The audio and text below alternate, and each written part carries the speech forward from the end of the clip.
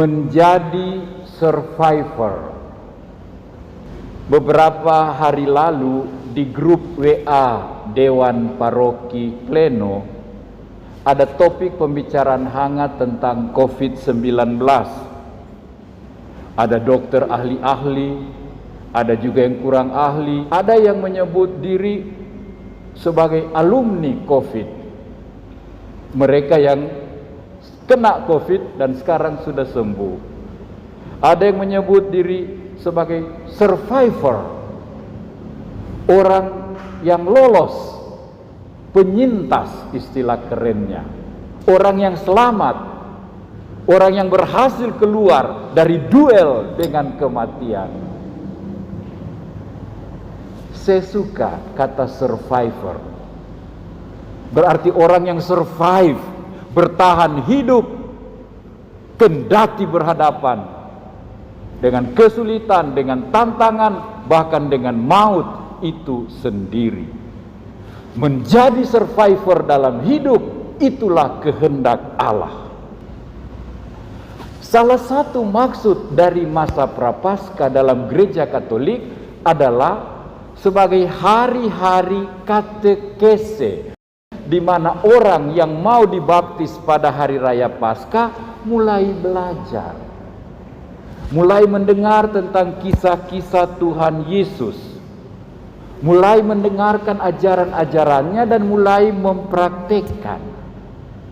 Nanti pada pesta Paskah sebagai puncak pelajaran, puncak persiapan, mereka akan dibaptis.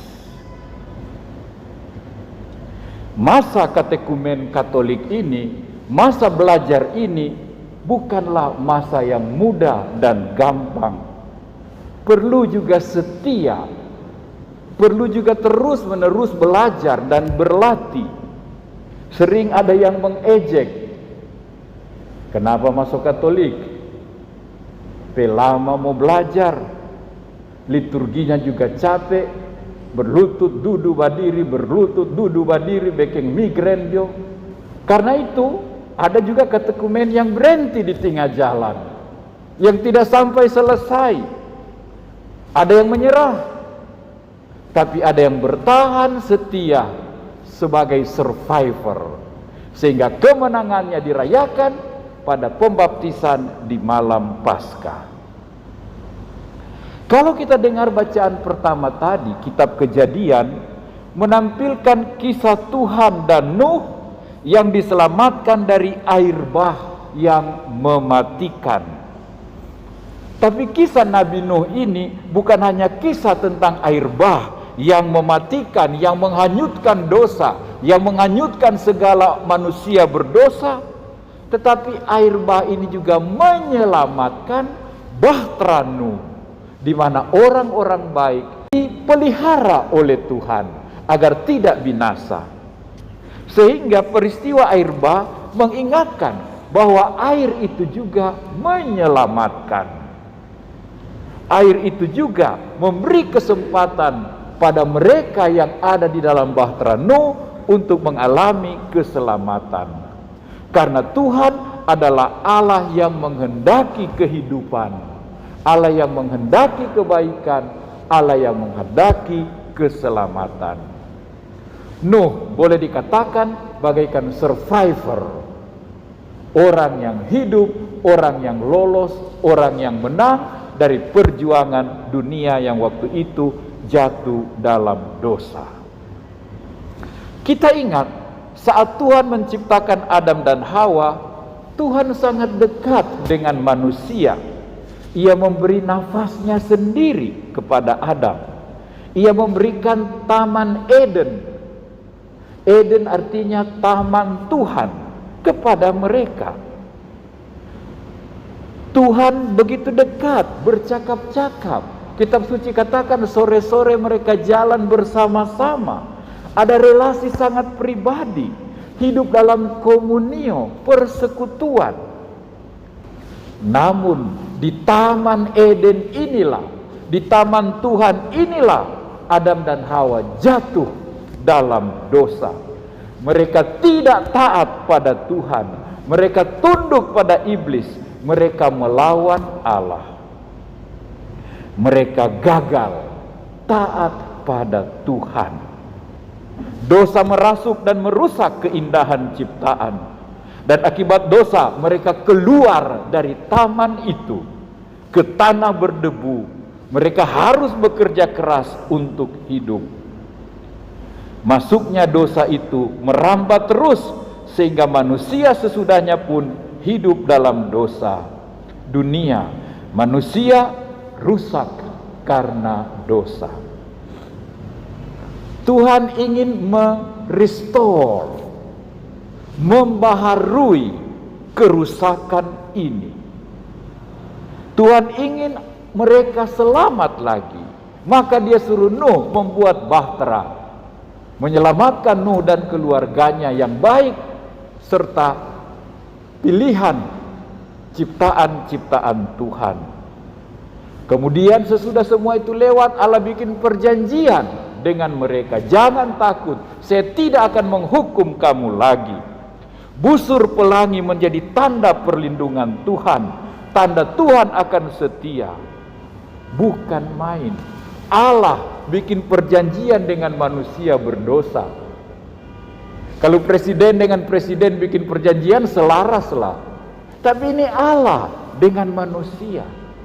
Dan Allah yang berjanji akan melindungi, akan menjaga. Betapa Allah rindu kita ini selamat, kita ini survive. Allah ingin ciptaannya, the lost Eden, direstorasi, dibaharui, di-upgrade, dan diberikan kembali kepada keturunan Adam dan Hawa. Janji Tuhan itu diperteguh oleh kehadiran Yesus anaknya. Yesus menjadi jalan untuk sampai pada Bapa. Yesus menjadi pintu untuk menuju Bapa. Yesus menjadi gembala yang menuntun ke air tenang, yang menghantar ke padang hijau. Menarik, saudara-saudariku, dalam Injil kita mendengar Yesus masuk ke padang gurun. Perhatikan, padang gurun adalah lawan dari Taman Eden. Padang gurun adalah simbol debu, simbol kegersangan, kesulitan, kekerasan. Dan di sana juga iblis hadir. Di padang gurun yang adalah lawan dari Taman Eden, si iblis berada di sana. Di taman padang gurun ini Yesus dicobai oleh iblis. Ingat, di Taman Eden Adam dan Hawa digoda. Dan apa yang terjadi?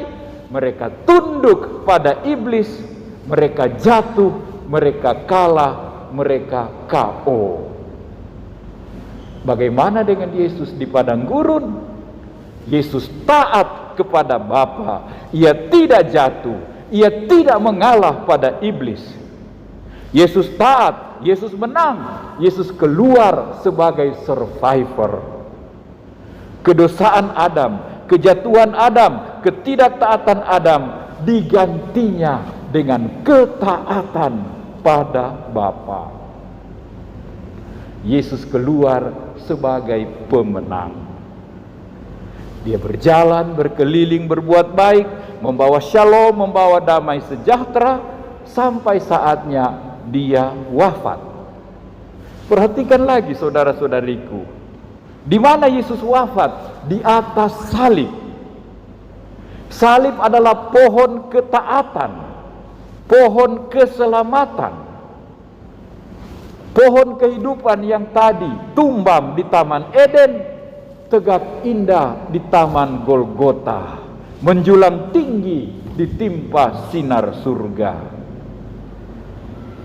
Dan Yesus yang tergantung di atas pohon kehidupan, di atas kayu salib, ketika penyamun berdosa berkata kepadanya, "Ingatlah aku jika engkau masuk kerajaanmu." Yesus berkata, "Hari ini juga engkau bersamaku di Firdaus." Firdaus yang hilang, Eden yang hilang, dibuka kembali pintunya oleh Yesus. Grendel lockdown yang besar dibuka oleh Yesus. Hari ini engkau bersamaku di Firdaus. Hari ini Firdaus dibuka kembali. Taman Eden dibuka kembali. Oh, indahnya Tuhan membuka Firdaus. Dan lihat lagi saudara-saudariku, sesudah wafat Yesus dibawa kemana? Ada yang tahu? Yesus dimakamkan di sebuah kubur yang ada di sebuah taman. Lagi-lagi taman. Taman Eden. Tempat mereka berdosa, tempat pohon kehidupan tumbang. Yesus ditanam di sebuah makam, di sebuah taman. Taman kehidupan, sebuah gardenia, sebuah Eden yang baru. Bagaikan sebuah benih baru, Yesus ditanam di taman ini. Ingat, ketika Maria Magdalena mencari Yesus, lalu dia bertemu dengan Yesus, dia pikir Yesus siapa? Penjaga taman. Benar sebenarnya, Yesus penjaga taman. Taman Eden yang baru. Taman Eden yang hilang. Sekarang dia urus, dia jaga, dia kelola, dia bukakan pintunya, gerbangnya, supaya umat manusia survive dan bisa masuk kembali. Taman maut dirubah menjadi taman kehidupan. Garden of sin di-restore-nya, dibaharui menjadi garden of life, garden of love, garden of hope, new Eden. Saudara-saudariku, masa prapaskah bagi kita adalah perjalanan untuk menjadi pemenang dalam duel kehidupan di taman kehidupan kita, di padang gurun kehidupan kita. Masa prapaskah adalah masa pemurnian jasmani maupun nurani kita, kata Santo Petrus tadi dalam suratnya. Perjalanan restorasi hidup kita menuju pembaharuan janji baptis pada malam Paskah nanti. Kita belajar lagi tentang Yesus, ajarannya, mempraktekannya lebih rajin. Kita harus mengenal ketidaktaatan kita, ketaklukan kita pada iblis-iblis. Inilah masa kita berefleksi. Karena itu, temuilah Tuhan selama masa prapaskah ini. Berikan lebih banyak waktu untuk doa, berbicara dengan Tuhan, tapi juga mendengarkan Tuhan. Lebih banyak waktu untuk berpuasa, berarti menata diri, mengatur kecenderungan-kecenderungan, mengenal dorongan-dorongan, tendensi-tendensi yang buruk untuk dilawan, untuk dikalahkan. Masa untuk lebih meningkatkan amal kasih, berbagi, bersolidaritas, berbela rasa dengan yang lain. Masa prapaskah adalah masa untuk rindu kembali pada Lost Eden, pada Firdaus yang hilang. Masa untuk bergumul, berduel melawan iblis dari dalam diri maupun dari luar diri, supaya berkat doa, puasa dan amal kita menjadi survivor yang ikut bangkit bersama Kristus. Setiap kita mempunyai taman. Mungkin pohon kebaikannya lagi miring, mungkin pohon keselamatannya tumbang, mungkin banyak daun tapi tidak ada buah. Setiap kita mempunyai padang gurun masing-masing dengan iblis-iblis penggodanya. Setiap kita diancam goncangan air bah yang bisa mematikan. Jangan takut. Busur pelangi Tuhan ada sertamu. Jangan takut, ada taman baru bagimu. Ada pohon keselamatan baru yang tegak bagimu. Dan di taman itu ada penunggunya. Artinya ada penjaganya. Yesus sang penjaga taman. Ada yang membukakan Firdaus bagimu. Ada gereja bagi bahtera. Ada busur pelangi menggelantung tawarkan harapan. Jadilah survivor. Jadilah pemenang cemerlang. Dan jangan jadi korban yang konyol.